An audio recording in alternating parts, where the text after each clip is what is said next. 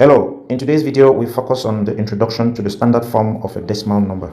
A decimal number in standard form is written as a times 10 to the n, where a is a decimal number lying between 1 inclusive and 10, and n is any integer. So n is any whole number, positive, negative, or 0. The writing of decimal numbers in standard form is very important, especially when they are either very large or very small. Usually when they are written in standard form, it is easy to handle them in calculations, both in time and space. In your study of the sciences, you will come across these numbers, especially in the study of physics and chemistry.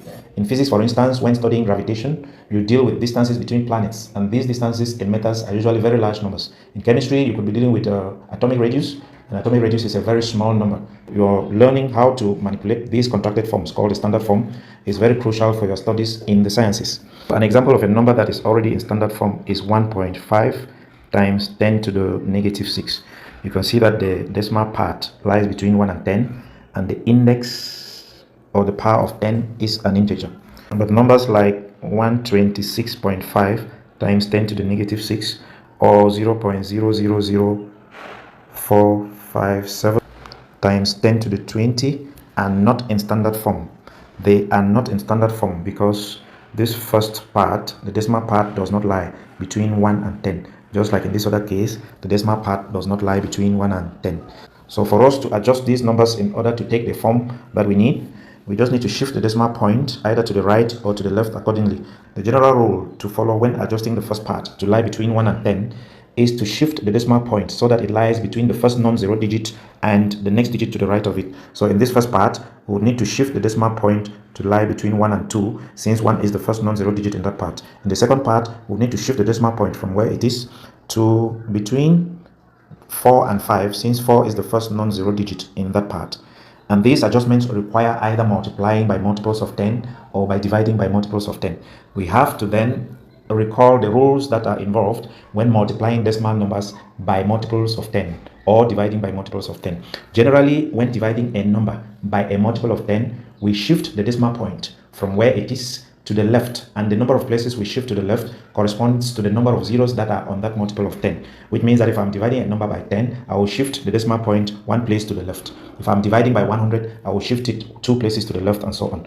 And if I'm shifting the decimal point to the right, I will multiply by a multiple of 10, which has the number of zeros corresponding to the number of places I have to shift to the right. It should be noted that the obvious thing in the shifting of the decimal point is that the value of the number you're dealing with has to change.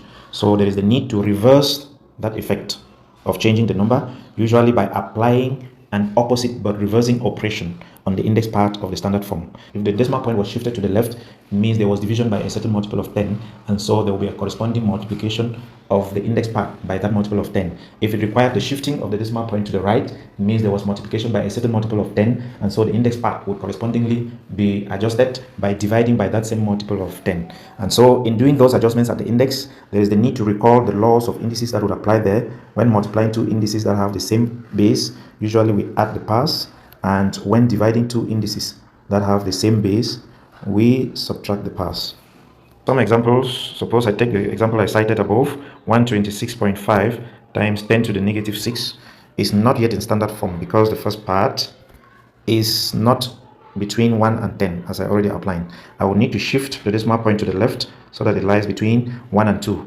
And to shift that, it simply means I have to divide 126.5 by 100 to effect that change of shifting by 2 places to the left, so that I have times 10 to the negative 6. And since I've divided by 100, I will need to multiply the index part by 100 so that the 100 can still cancel out and the value of the number will not change. In that case now, I have 1.265, decimal point having shifted 2 places to the left, times 10 to the negative 6 plus 2, because 100 is 10 squared, and multiplying 10 to the negative 6 by 10 squared, I will have to add the powers of negative 6 plus 2, and finally I get 1.265 times 10 to the negative 4 as the required value in standard form. Suppose I had to convert 0.00000475 to standard form. I'll start by writing times 10 to the 0 and then do my adjustments accordingly. The first part needs to be put in a form that the decimal number there lies between 1 and 10. And so for that to happen, I will need to shift the decimal point to lie between the first non-zero digit of that number and the next number to the right. So the decimal point needs to be shifted to the right so that it lies between 4 and 7. And to do that, I will need to shift by 1, 2, 3, 4, 5, 6 places. Shifting to the right means I have to multiply by a multiple of 10, which has correspondingly 6 zeros, since I have to shift 6 places. So that multiple of 10 is 1 million, which I can write simply as 10 to the power 6. Since the adjustment on the decimal part has multiplied the number by 10 to the 6th, corresponding to 1 million, I will need to neutralize that multiplication. Multiplication can be reversed by division, just like division can be reversed by multiplication. So to reverse the 1 million that I've multiplied, that is 10 to the 6th, I will need to divide the index part by that same number, 10 to the 6th, so that it doesn't change the value of the number that I'm seeking to put in standard form. At the end, I have 4.75, the decimal place having been shifted between 4 and 7 due to the multiplying effect of 10 to the 6th. I then multiply by the index part, which is now 10 to the 0 divided by 10 to the 6th, and that corresponds to 10 to the negative 6, because we have to subtract the powers 0 minus 6. And this is the value of the number in standard form. So you can try your knowledge with this. Convert 678,000 into standard form. And now to conclude, I will leave you with this mnemonic, which will help you to recall the adjustment rules. LA. L stands for left and A stands for add.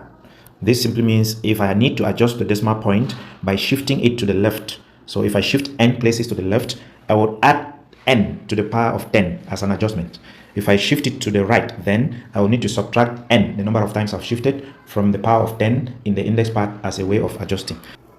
So just a small demonstration on that, which would help you to work quickly.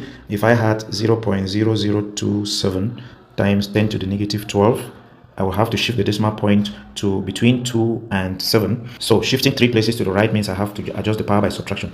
So I would need to just write this fast in standard form without any further calculations by adjusting and putting now 2.7 times 10 to the negative 12 minus 3, and that gives 2.7 times 10 to the negative 15 as the number in standard form.